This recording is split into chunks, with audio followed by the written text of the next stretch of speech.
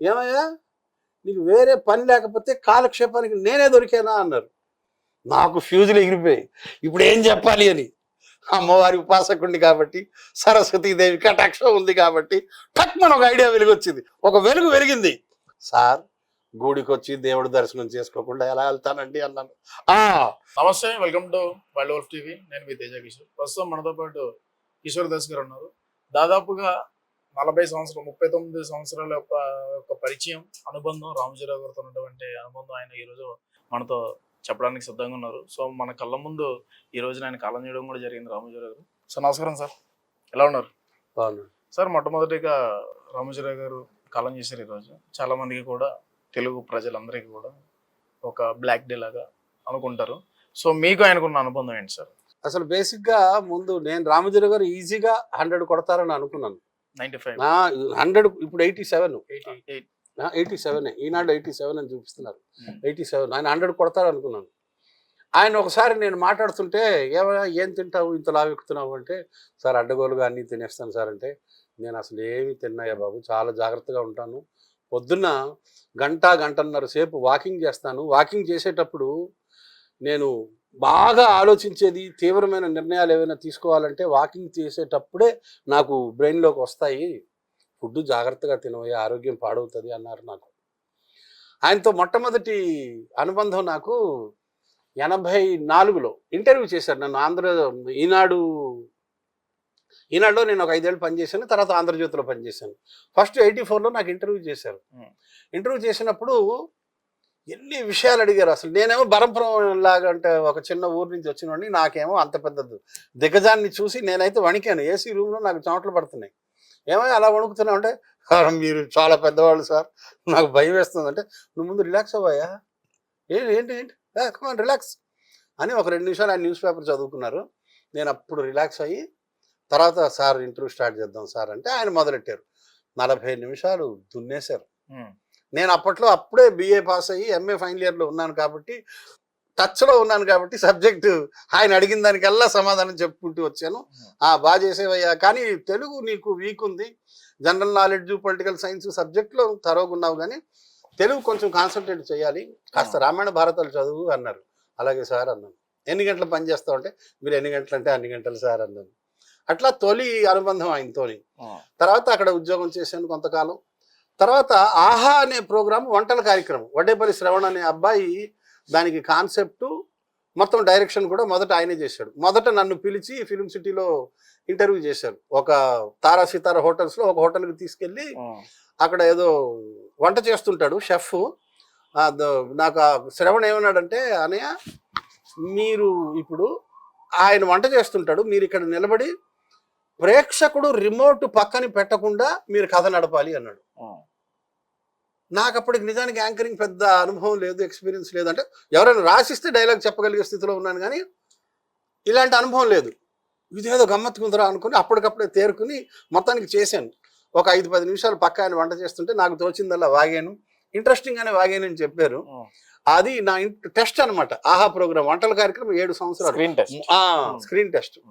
7 సంవత్సరాల పాటు నేను నిరాఘాటంగా ఈటీవీ 2లో వంటల కార్యక్రమం చేశాను. ఆహా అనే ప్రోగ్రాం మొట్టమొదటి వంటల కార్యక్రమం. అప్పటి వరకు స్టూడియోల్లో ఉండేది, ఆడవాళ్ళ చేతిలో ఉండేది. మొట్టమొదటి మేల్ యాంకర్ని నేను వంటల కార్యక్రమానికి తెలుగు టీవీ రంగంలో. ఆ తర్వాత నన్ను సెలెక్ట్ చేసిన తర్వాత ఆ శ్రవణ్ ఏమన్నాడంటే, చైర్మన్ గారు చూస్తారు, చూసిన తర్వాత నీకు చెప్తాము, నువ్వు సెలెక్ట్ అయ్యో లేదంటే ఓకే అన్నాను. నాకు టెన్షన్.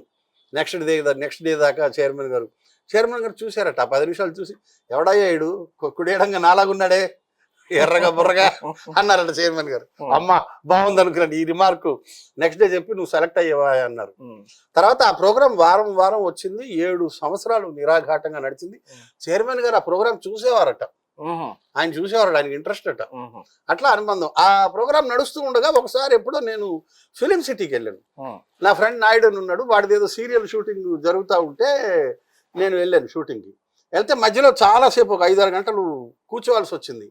చైర్మన్ గారిని కలిస్తే బాగుంటుంది కదా అని ఒక ఐడియా నాకు వచ్చింది.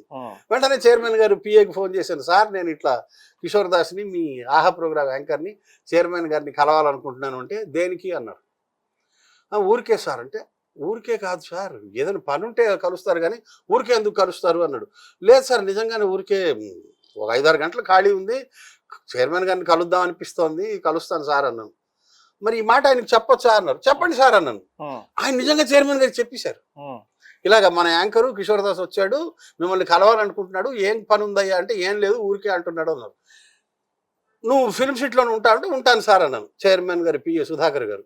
తర్వాత నాకు గంట తర్వాత 2 గంటల తర్వాత ఫోన్ వచ్చింది, చైర్మన్ గారు పిలుస్తున్నారు రా అన్నారు. వెళ్ళాను. నేను వెళ్ళంగానే చైర్మన్ గారు మొట్టమొదటి ప్రశ్న నాతోని, ఏమయ్యా నీకు వేరే పని లేకపోతే కాలక్షేపానికి నేనే దొరికానా అన్నారు. నాకు ఫ్యూజులు ఎగిరిపోయాయి, ఇప్పుడు ఏం చెప్పాలి అని. అమ్మవారి ఉపాసకుడిని కాబట్టి, సరస్వతీదేవి కటాక్షం ఉంది కాబట్టి టక్ మన ఒక ఐడియా వెలుగొచ్చింది, ఒక వెలుగు వెలిగింది. సార్ గుడికి వచ్చి దేవుడు దర్శనం చేసుకోకుండా ఎలా వెళ్తానండి అన్నాను. కాఫీ తాగుతావా, టీ తాగుతావా, గ్రీన్ టీ తాగుతావా అన్నారు. సార్ మీ దయ సార్ ఏదైనా సార్ అన్నాను. అట్లా ఒక మంచి అనుబంధం చైర్మన్ గారితో. ఆ తర్వాత చాలాసేపు కూర్చుని మాట్లాడారు, నాకు చెప్పారు నువ్వు అడగోలుగా తింటున్నట్టున్నావు, అసలు ఏం తింటున్నావు చెప్పండి. చెప్పాను. చెప్తే ఏందా నువ్వు అడగోలుగా తినేస్తున్నావు, ఇలా అయితే లావెక్కుతావు, అనారోగ్యం వస్తే జాగ్రత్త అని తన వాకింగ్ గురించి, తన ఫుడ్ గురించి, ఎలాగ జాగ్రత్తగా ఉండాలో కూడా చాలా విషయాలు చెప్పారు. చాలాసేపు ఒక 15 గంట 20 నిమిషాలు సార్తో మాట్లాడి తర్వాత కాళ్ళకు దండం పెట్టా. నువ్వు పెడతావేంటాయా అన్నాడు. లేదు సార్ లేదు సార్ మీరు పెద్దవాళ్ళు సార్, నాకు అదృష్టం సార్ అది అన్నాను. దండం పెట్టాను, ఫోటో దిగాను. నాకు జీవితంలో మోస్ట్ మెమరబుల్ డే అది చైర్మన్ గారితో. అలా అనుబంధం అనమాట. కానీ ఆయన నిజంగా అంత ఆరోగ్యప్రదమైన వ్యక్తి, ఇంత సడన్గా అనారోగ్యం, అంత హెల్దీగా, అంత హెల్దీ హ్యాబిట్స్, ఆయన ఏమి తినరు, చాలా జాగ్రత్తగా ఉంటారు, చాలా ప్లెజెంట్గా ఉంటారు. మరి ఆయన ఆహార అలవాట్లు ఏంటి సార్? తక్కువ తింటారట, లిమిటెడ్గా తింటారు. డ్రై ఫ్రూట్స్ కొంచెం తింటారట, పెరుగు కాస్త తింటారట. డ్రై ఫ్రూట్స్, పెరుగు ప్రధాన పదార్థాలు ఇవేనట. మామూలుగా అన్నం పప్పు పెద్దగా ఏమి టచ్ చేయరు. లైట్ గా కొన్ని డ్రై ఫ్రూట్స్ నానబెట్టుకుని తినేవారట, పెరుగు కొంచెం తింటారట. అదే తర్వాత నేను ఈనాడులో కూడా పనిచేసావు కదా నువ్వు. అవును. అక్కడ నీకు అనుభవాలు ఏం లేవో చైర్మన్ గారు? సబేటర్ కదా, పెద్ద ఇంటరాక్షన్ ఏమి ఉండదు. ఎప్పుడు కలిసే అవకాశం దొరకదు. అప్పుడప్పుడు ఊరికే మీటింగ్లు ఉంటే చూసేవాళ్ళం అంతే. తర్వాత ఇప్పుడు నేను గత 2 సంవత్సరాలుగా ఈటీవీ అభిరుచి ఛానల్లో బాబాయ్ హోటల్ అనే ప్రోగ్రామ్ చేస్తున్నాను. చైర్మన్ గారు ఈ ప్రోగ్రామ్ అప్పుడప్పుడు చూస్తుంటారని వినికిడి. ఎందుకంటే వంటల కార్యక్రమం కదా, ఫుడ్ అన్న తర్వాత ఎవరికైనా ఇష్టం కదా. ఆయన ఇంత తొందరగా వెళ్ళిపోతారని అనుకోలేదు. అదొక్కటి. ఇంకొక 10 ఏళ్ళు ఉంటారని నేను ఆశించాను. మహాసామ్రాజ్యం కదా ఆయన ఉంటే, మాకు ఏదో ఒక అండగా ఉన్నట్టు, దండగా ఉన్నట్టు మాకేదో ధైర్యంగా ఉంటుంది. ఆయన వెళ్ళిపోవడం కొంచెం ఏదో loss, it's a big loss అంతే. అంతకని మీరు చేసిన ఆ ఆహా ప్రోగ్రామ్ ఏదైతే ఉందో ఇప్పుడు అదే ఆహా ఓటీటీ ప్లాట్ఫామ్ గా మారిపోయింది. ఆ పేరు టైటిల్ ఆహా అని ఓటీటీ ప్లాట్ఫామ్ వచ్చింది. గొప్ప విషయం కదా ఆహా. అది మీకు ఎలా అనిపిస్తుంది? గొప్ప విషయం కదా. ఈనాటి టైటిల్ అది, వాడు శ్రవణ్ పెట్టిన టైటిల్ అది, ఆహా అని.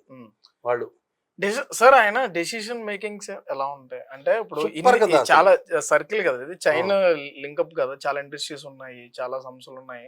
సో ఈయన అసలు వ్యాపారం అనేది నడపడంలో మెయిన్ కీలకమైన విషయం ఏంటంటే డెసిషన్. న్యూస్ పేపర్ పబ్లిష్ అయిన తర్వాత ట్యాబ్లాయిడ్స్ కూడా ఒక్కొక్క ఊర్లో, ఒక్కొక్క జిల్లాలో, ఒక్కొక్క వీధిలో, ఒక్కొక్క పేటలో ఏం జరుగుతుందో అన్ని చిన్న పేపర్లో, బుల్లి పేపర్లో వస్తుంది కదా. ఆ చిన్న పేపర్లు కూడా ఆయన తరోగా రోజు చదివేవారు, మార్క్ చేసేవారు. ఈ వార్త రాసిన వ్యక్తిని నా ముందు ప్రవేశపెట్టండి, ఈ భాష ఎవరిది, ఇంత చెత్తగా ఉంది, ఈ హెడ్డింగ్ అద్భుతంగా ఉంది, తిడుతూ రాసేవారని కూడా చెప్పు. అవును, మామూలుగా చెప్పాను. అవును, అవి అక్షంతలే. అట్లా న్యూస్ పేపర్ పోస్ట్ మార్టం చేసేవారు. సో దట్ నెక్స్ట్ పొరపాటు జరగకుండా.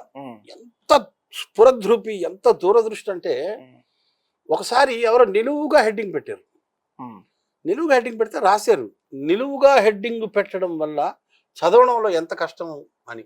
నేను అప్పుడప్పుడు కారులో వెళ్తున్నప్పుడు కొన్ని చోట్ల బిజినెస్ ఆర్గనైజేషన్స్ ఉంటాయి, హోటల్స్, వాటికి చూస్తుంటాను. కొంతమంది నిలువుగా పెడతారు, హోటల్ ఏదో సత్య మరొకటి. ఆ చదవడం ఎంత కష్టంగా ఉంటుంది తెలుసా.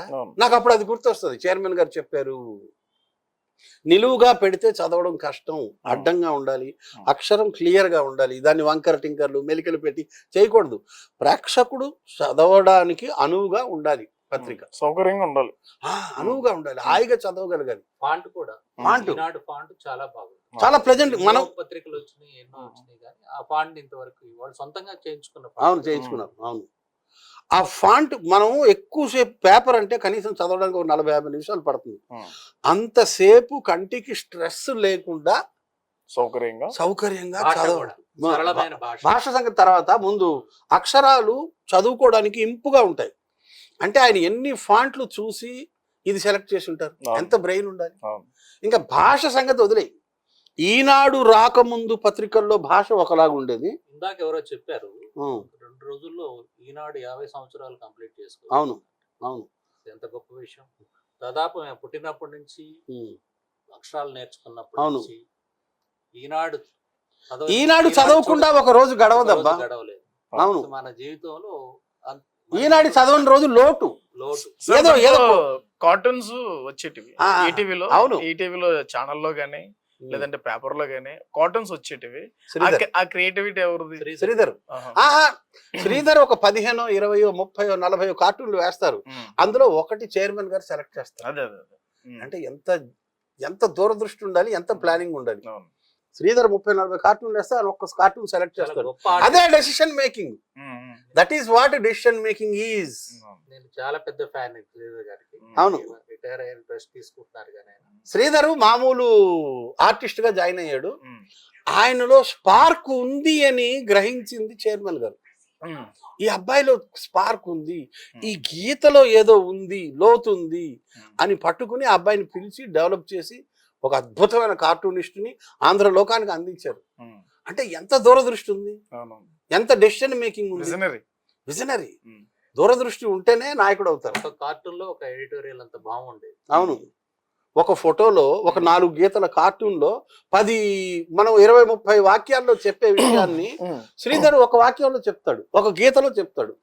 ఇలాగ 2 గీతలు గీస్తాడు, 2 కళ్ళు పెడతాడు, ఒక ముక్కు పెడతాడు, కింద ఇలా గీస్తాడు. ఒక అద్భుతమైన సందేశం ఉంటుంది సార్. వాళ్ళ కుమారుడు సుమన్ గారు, అవును, ఆయనతో ఏ విధంగా ఉండేది సార్ ఆయన అనుబంధం? మామూలుగా అంటే ఆయన కూడా మంచి ఆర్టిస్ట్, ఆయన కూడా అవును మంచి ఆర్టిస్ట్. చాలా వరకు చూసాము, తర్వాత ఆయన కాలం చేశారు. సో ఎలా ఉండేది సార్? నాకు అస్సలు ఐడియా లేదు. అంటే మామూలుగా ఛానల్ పరంగా ఫీల్డ్ లో నేను ఎప్పుడు సుమన్ గారితో డీల్ చేయలేదు. నాకు అసలు అనుబంధమే లేదు. ఒక్కసారి ఎప్పుడో ఒక సీరియల్ ఏదో సినిమా ఈటీవీ సినిమా అని తీసేవారు కదా, ఇండిపెండెంట్ సినిమా 1.5 hours. అందులో ఒక్కరోజు ఒక నైట్ షూట్ లో ఒక్కసారి ఆయన్ని కలిసాను నేను. తర్వాత మేము పనిచేసేటప్పుడు స్టూడెంట్ గా వచ్చారు ఆయన, సుమన్ గారు. స్టూడెంట్ గా ఏదో డిసర్టేషన్ రాయడానికి ఎంఏ కోసం, ఎంసీజేనో ఏదో కోర్స్ చదివేవారు. బీసీజే ఎంసీజే ఉంటాయి కదా, జర్నలిజం కోర్స్, మాస్ కమ్యూనికేషన్ చదివే రోజుల్లో కొద్ది రోజులు మాకు ట్రైనింగ్ గా వచ్చారు. వచ్చి మాతో పాటు కొన్నాళ్ళు పనిచేశారు. ఆయన ఎవరితో పెద్దగా మాట్లాడేవారు కాదు. తాను మా డెస్క్ ఇన్ఛార్జ్ ఏదైనా పని ఇస్తే పని చేసేవాడు అంతే. అవును, రైటర్ ఆయన ఎన్ని సీరియల్ రాయలేదు. అవును, నాకు ఆయన వ్యక్తిగతంగా నాకు ఆయనతో పెద్ద అనుబంధం ఏం లేదు. జాయిన్ అయిన తర్వాత రామోజీ ఫిలిం సిటీలో మన ఈటీవీ సంస్థలో మీరు జాయిన్ అయిన తర్వాత మీరు మొట్టమొదటిగా తీసుకున్న వేతనం ఎంత? 800. అది 1985లో February 1 నేను జాయిన్ అయ్యాను. 1 year 800 జీతం. 800లో 16 రూపాయలు ఈఎస్ఐ కట్ అయ్యేది. పిఎఫ్ కాదు, ఈఎస్ఐ. తర్వాత పిఎఫ్ కి ఎంతో కట్ అయ్యేది. అది 800లోనే అది కట్ అయ్యేది. ఎంత వచ్చేది? 760 ఎంత వచ్చేది ఆ రోజుల్లో. 1 year తర్వాత పెరిగింది. తర్వాత 2000 అయింది. ఒక 2 ఏళ్లలో 2000 అయిపోయింది. అది మోస్ట్ మెమరబుల్ శాలరీ. 800 అంటే అప్పట్లో 85 ఫిబ్రవరిలో ఇట్స్ గుడ్ శాలరీ. 30-40 సంవత్సరాల క్రితం మాట. అవును, 85 ఫిబ్రవరి అంటే March 1 నేను జీతం అందుకున్నాను, మొట్టమొదటి జీతం ఈనాడులో.